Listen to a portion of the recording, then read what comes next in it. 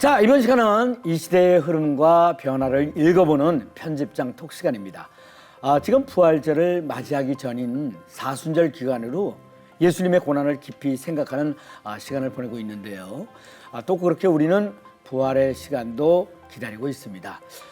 그런데 한편으로는 현대인의 부활 신앙이 참 약해졌다는 우리의 목소리가 나오고 있어서 이 부분에 대해서 오늘 목회와 신학 백성우 편집장님하고 이야기 나눠보도록 하겠습니다. 네, 안녕하세요. 어서 오세요. 안녕하세요. 네, 기독교 신앙에서 부활 신앙은 복음의 핵심이라고 할 수 있지 않겠습니까? 그런데 최근에 현대인에게 부활 신앙이 참 많이 약화되었다는 그런 얘기가 나오고 있는데 왜 그런 건지 말씀 부탁드리겠습니다. 예, 우리 부활 신앙의 가장 큰 특징이라고 하면 결국은 죽음을 이긴 승리 이렇게 말할 수가 있겠지요. 네. 인간의 죄와 죽음의 문제를 마주하고 그리고 승리를 선언했던 그런 신앙의 이야기가 부활 신앙이라고 할 수가 있겠습니다. 네. 그러니까 부활 신앙은 죽음을 두려워하지 않죠. 그러니까 이것이 분명해지면 나타나는 특징적인 모습 중에 하나가 두려워하지 않고요. 과감히 때로는 떠날 줄도 알고요. 도전할 줄도 아는 익숙함과 안전함에 머물기보다는 새로운 부르심을 향해 두려워하지 않고 나아가는 그런 모습들이 실은 부활신앙에 사람들에게 많이 나타났던 모습을 볼 수가 있습니다. 하지만 현대인들에게는 이 부활신앙이 많이 약화된 듯이 보입니다. 네. 주목하는 일과 한 세 가지 정도로 볼 수가 있는 것 같은데요. 네. 첫 번째는 부활신앙이 조금 형식화된 듯한 그런 모습을 생각하고 보게 됩니다. 네. 그러니까 부활신앙이 매일의 삶과 일상을 이끌어가는 중심이라기보단 부활절이 되면 그때서야 한번 생각해보는 그런 내용이 되었는데 그마저도 부활절에 그냥 깊이 새기기보다는 형식적이 되거나 1년에 한 번 맞이하는 특별한 주일이다 이렇게 생각하다 보니 부활신앙이 우리의 삶의 중심으로 자리 잡지 못한 네네. 그런 이유도 있겠습니다. 이제 두 번째 이유는 현대인이 갖고 있는 죽음의 이해와도 좀 깊이 연관되어 있는 듯합니다.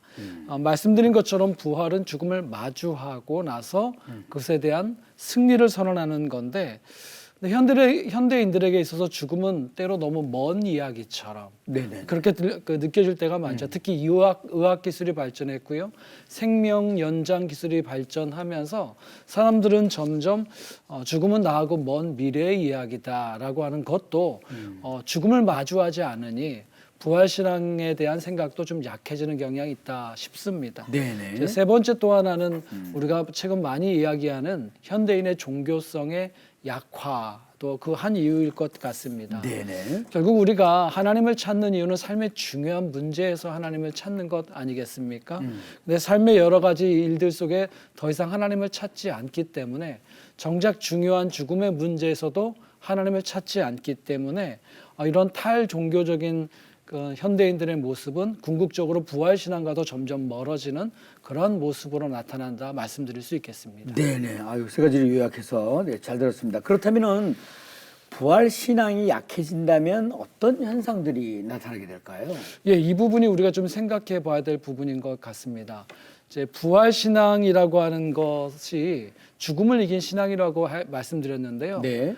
부활 신앙이 약해지면 정확히 반대의 현상이 일어나고 있다라고 말씀드릴 수 있습니다. 무엇이냐면 죽음을 두려워하는 모습이라고 말씀드릴 수가 있겠습니다. 네네. 죽음을 두려워하다 보니까 결국은 죽음을 회피하는 문화가 현대 사회 안에 중요한 특징으로 등장하고 있는 것 같습니다. 네네. 죽음을 회피하는 모습은 먼저 죽음에 대한 이야기 자체를 실은 진지하게 많이 하지 않는 것을 볼 수 있습니다.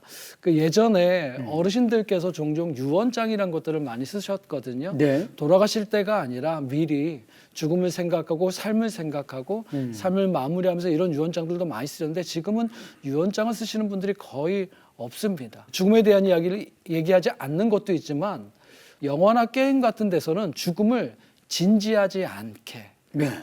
너무 미화하거나 가볍게 다루는 모습들도 실은 굉장히 많죠. 많이 네, 있습니다. 네, 어떻게 보면 죽음에 대한 대리 경험 이라고 말씀드릴 수 있는데 그것이 진지하지 못하는 거죠. 때로는 미화되기까지 하는 네네. 이런 모습을 볼 수가 있습니다. 지금 저희가 사순절을 보내고 있지 않습니까? 네. 이게 사순절을 보내는 이유는 실은 그리스도의 죽음과 그 안에 담긴 우리의 죽음도 진지하게 깊이 생각해 보자고 40일을 생각해 보는 시간이거든요. 네네. 그만큼 중요한 부분인데 현대인들에게서는 이렇게 죽음을 진지하게 바라보지 않는 너무나 얕게 처리하는 그런 문제들이 있다고 볼 수 있습니다. 네. 그러다 보니까 결과론적으로 드러나는 것이 죽음을 거부하거나 회피하는 모습이라고 할 수가 있겠습니다. 네, 말씀 들으면서 저도 깊은 생각을 한번 해보게 됩니다. 다시 한번 그 부활신앙이 참 중요하다는 생각을 이렇게 하게 되는데, 그러면 우리 삶 가운데서 부활신앙이 깊이 자리 잡기 위해서는 어떤 제안을 좀 해주시겠습니까?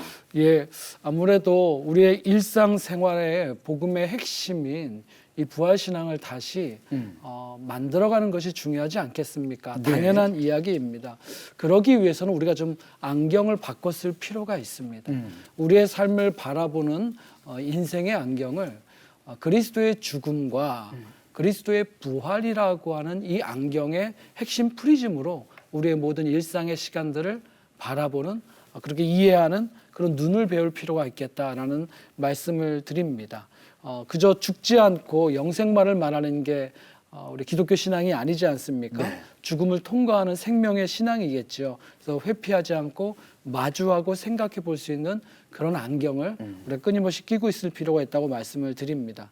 두 번째는 부활 신앙을 경험하는 것, 그래서 형성해 가는 것도 매우 중요한 모습이라고 말씀드릴 수가 있겠습니다. 일종의 부활 신앙에 대한 체험적 이해라고 말씀드릴 수가 있겠습니다. 그것은 가장 좋은 자리는 어디냐면 예배입니다. 예배를 통한 부활 신앙의 형성입니다. 네네. 한 기독교 신학자가 이렇게 얘기했습니다. 예배 신학자인데요. 예배가 신앙을 형성한다. 이렇게 말해주고 있습니다. 예수님의 부활을 함께 고백하고 또 함께 예배 가운데서 참여하면서 비로소 나의 사건으로 이렇게 경험하고 고백하고 체험하는 것, 그것이 예배의 자리에서 가능하게 되고 그럴 때 부활신앙이 우리 안에 형성된다라고 말씀드릴 수가 있겠습니다. 네네. 그것이 형성되면 내가 살아가는 삶의 자리 또는 공적인 영역에서도 부활신앙을 중심으로 내 삶을 바라보고 내 삶의 길을 선택할 수가 있겠죠. 자연스럽게 부활신앙의 여러 가지 증언의 모습이 우리 삶에 나타날 수가 있겠습니다. 네네. 현대인의 죽음이 특별히 이제 노년에 이르신 분들의 죽음이 갈수록 네. 예전처럼 가족 안에 머물다 가족의 돌봄 속에 돌아가시기보다는 요양원에 계시다가 홀로 돌아가는 고립된 죽음의 경험이 참 많아지고 있습니다. 그렇습니다. 그렇기 때문에 실은 기회가 있을 때마다 미리 공동체의 예배 안에서 부활신앙의 나의 신앙이 일상에 자리 잡도록 끊임없이 하는 것이 얼마나 중요한지 모르겠습니다. 이런 예전적인 필요 또 복음의 핵심에 대한 이해 이런 것들이 중요해서 목회와 신학 4호로에서는 다시 한번 그런 부분들을 설명하고 제안하는 시간을 가졌습니다. 네. 오늘 귀한 말씀, 특히 마음에 와닿는 말씀을 많이 해주셨습니다. 네. 더 자세한 얘기는 방금 말씀드렸듯이 목회와 신학 4호를 통해서 확인하실 수가 있겠습니다.